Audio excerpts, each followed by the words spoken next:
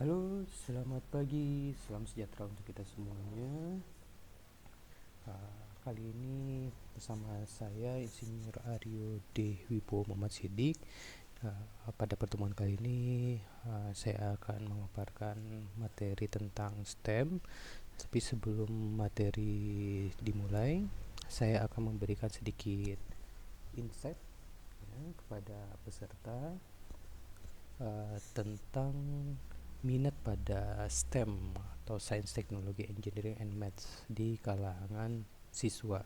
Nah, tujuan kita itu adalah untuk menginspirasi dan memberdayakan generasi yang mendatang untuk menjelajahi dan menekuni karir di bidang-bidang penting ini dengan dukungan dari IEEE. Mana kita tahu IEEE Track Engineering berada di garis depan dalam misi ini.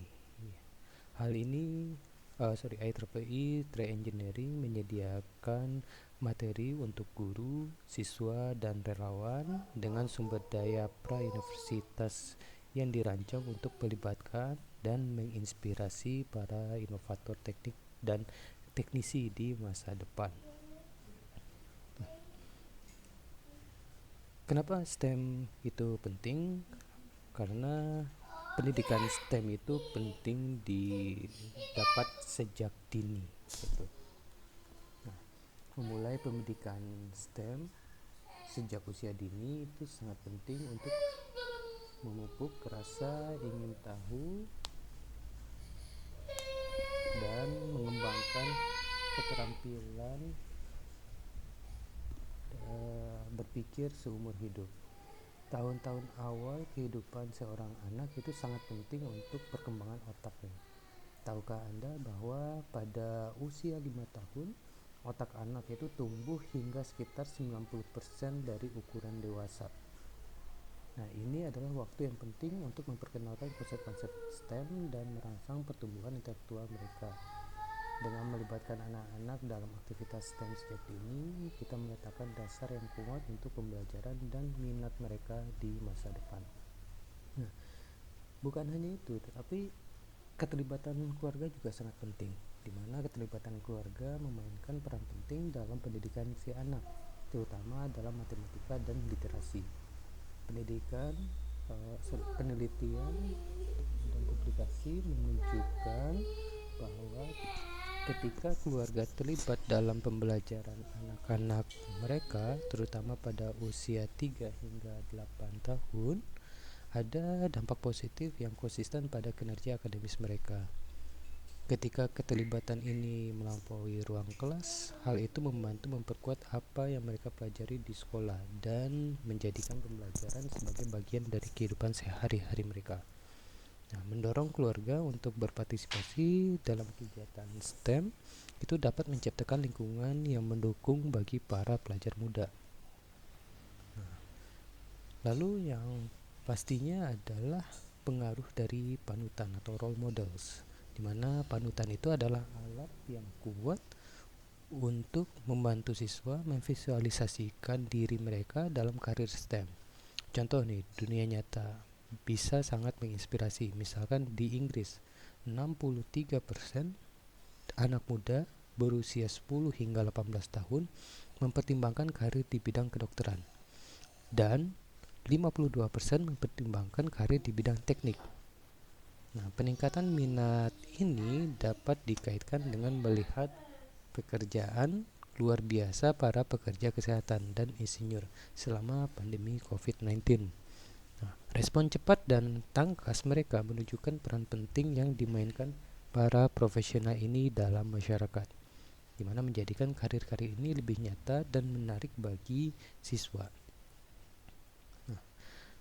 Berbicara tentang kekuatan STEM, Science, Technology, Engineering, and Maths, matematik, dari bagaimana bidang-bidang ini sangat penting untuk mencapai tujuan pembangunan berkelanjutan (SDG, Sustainable Development Goal) yang diadopsi oleh semua negara anggota PBB. Agenda 2030 untuk pembangunan berkelanjutan mencakup 17 SDG yang menjadi kerangka kerja universal untuk mengakhiri kemiskinan, mengatasi ketidaksetaraan, memperbaiki kesehatan dan pendidikan, mendorong pertumbuhan ekonomi, mengatasi perubahan iklim, dan melestarikan ekosistem kita. Nah, kita memerlukan tenaga kerja STEM untuk mewujudkan tujuan-tujuan ini. Tenaga tersebut dimulai dari bidang telekomunikasi, di mana terobosan dalam telekomunikasi adalah hasil langsung dari pekerjaan di bidang STEM. Profesional STEM itu merancang, memasang, mengkalibrasi, dan memelihara infrastruktur komunikasi. Telekomunikasi adalah teknologi yang kuat karena memfasilitasi interaksi dan informasi, memberikan pendidikan jarak jauh atau remote education, meningkatkan efisiensi operasional di bisnis, dan banyak hal positif lainnya. Tanpa kontribusi dari bidang STEM, kemajuan dalam komunikasi yang kita nikmati saat ini tidak akan mungkin terjadi. Lalu bidang kesehatan. STEM dan kemajuannya dalam ilmu medis juga akan sangat penting untuk mengatasi tantangan kesehatan masyarakat di masa depan. Konvergensi pengetahuan biologis, kemajuan teknik dalam merancang dan memproduksi produk biologis, serta teknologi komputasi yang digunakan untuk menganalisis dan interpretasi data itu memungkinkan penggunaan cepat teknologi mRNA dalam upaya pengembangan vaksin COVID-19. Nah, ini adalah contoh nyata bagaimana STEM berperan dalam meningkatkan kesehatan global. Lalu bidang antariksa. Di sini bagaimana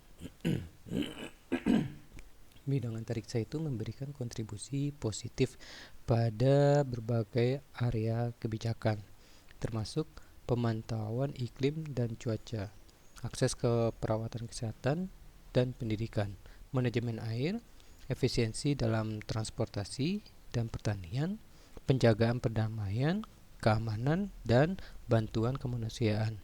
Perkembangan dalam teknologi berbasis antariksa seperti pesawat ruang angkasa, satelit, stasiun luar angkasa, dan kendaraan peluncur global itu telah membuat eksplorasi ruang angkasa lebih aman dan efisien. Nah, di sini peran STEM dalam kemajuan ini sangatlah penting. Lalu peran berikutnya yaitu tentang peran energi, bidang energi. Yang pasti energi terbarukan yang merupakan salah satu sektor yang paling cepat berkembang di dunia. Nah, bekerja dengan keterampilan dan latar belakang pendidikan STEM itu membantu mencapai tujuan kritis seperti menggantikan sumber daya tradisional dengan teknologi baru untuk mencapai emisi nol bersih, sekaligus meningkatkan efisiensi energi dan mendorong pemulihan ekonomi. Tanpa kontribusi STEM, transisi ke energi bersih dan berkelanjutan itu akan sulit dicapai. Membahas tentang pentingnya tenaga kerja di bidang STEM, dengan pertumbuhan yang didorong oleh teknologi dan kebutuhan untuk menggantikan tenaga kerja senior di bidang STEM yang akan pensiun, pasar tenaga STEM diproyeksikan akan berkembang sebesar 12,1% pada tahun 2025 di Eropa. Di Amerika Serikat, pekerjaan di bidang STEM telah tumbuh sebesar 79%. Ini meningkat dari 9,7 juta menjadi 17,3 juta sejak tahun 1990. Angka-angka ini menunjukkan betapa pentingnya mengisi tenaga kerja STEM untuk masa depan kita.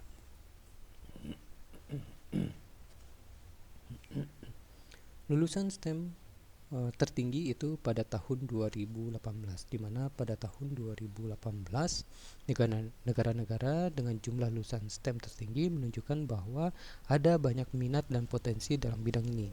Namun tantangan untuk memanfaatkan potensi ini sangat efektif tetap ada.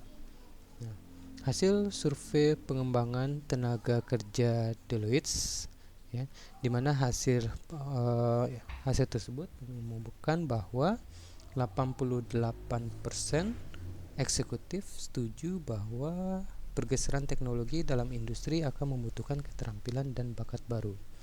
Lalu 77% percaya bahwa ada kekurangan bakat kritis dalam industri semikonduktor. Selain itu, setengah dari karyawan semikonduktor saat ini itu akan pensiun dalam 10-15 tahun ke depan, yang semakin memperburuk kekurangan bakat tersebut. Laporan dari manufaktur di Amerika Serikat menyatakan bahwa 89% produsen di Amerika Serikat itu melaporkan bahwa mereka tidak dapat mengisi semua lowongan pekerjaan yang tersedia. Dan 60% dari semua mahasiswa di Amerika Serikat yang memulai jurusan STEM di perguruan tinggi itu putus sekolah karena kurangnya persiapan dan pendampingan untuk menghadapi rigoritas program STEM di perguruan tinggi. Hal ini berdasarkan data dari The Student Research Foundation. Lalu tantangan di Afrika dan Asia. Afrika itu masih belum pulih dari pemotongan anggaran yang dilakukan pada tahun 1980-an yang menyebabkan pengurangan pendidikan teknik dan kejuruan yang disingkat di VEIT. Nah, pendidikan ini direkomendasikan untuk menjembatani kesenjangan permintaan dan penawaran keterampilan di Afrika dan Asia. Tanpa investasi yang memadai dalam pendidikan dan pelatihan, sulit bagi kawasan ini untuk memenuhi kebutuhan tenaga kerja STEM yang berkembang. Berbicara tentang pentingnya keberagaman dalam bidang STEM, Science, Technology, Engineering, and Maths, dunia membutuhkan pandangan dan pengalaman yang beragam untuk merancang solusi yang memenuhi kebutuhan untuk setiap komunitas. Solusi-solusi ini hanya dapat terwujud jika komunitas-komunitas yang kurang terwakili itu didorong untuk terlibat dalam pendidikan dan karirnya STEM. Saat ini, rata-rata hanya 30% dari peneliti di dunia itu adalah perempuan. Di beberapa bagian dunia, persentase perempuan dalam penelitian bahkan lebih rendah, seperti 18,5% di Asia Selatan dan Barat, 15% di India, 7,8% di Nepal, 5% di Chad. Ada banyak faktor yang membatasi partisipasi perempuan dalam bidang STEM, terutama di Asia, seperti pendidikan yang kurang didanai, pernikahan dini, kemiskinan, norma gender, dan faktor sosial kultural lainnya, serta kelompok minoritas yang sangat kurang terwakili dalam bidang STEM. Hanya 2,2% dari Latino, 2,7% dari Afrika Amerika, 3,3% dari penduduk asli Amerika dan penduduk asli Alaska yang memiliki gelar universitas di bidang STEM. Di Amerika Serikat, kelompok minoritas hanya mewakili 10% dari tenaga kerja STEM. Penelitian menemukan bahwa mahasiswa kulit hitam dan Latino ini meninggalkan jurusan STEM dengan tingkat yang lebih tinggi dibandingkan dengan mahasiswa kulit putih. Hal ini diduga disebabkan oleh pertama, latar belakang keluarga berpenghasilan rendah, lalu akses yang lebih sedikit ke sumber daya akademis sehingga mempersulit mereka untuk menghadapi rigoritas kursus STEM di perguruan tinggi. Di sini kita akan membahas tentang pentingnya kesetaraan akses ke pengalaman pendidikan, di mana untuk memastikan kesetaraan dasar dalam akses ke pengalaman pendidikan itu adalah langkah dasar bagi siswa untuk memperoleh minat dalam bidang STEM.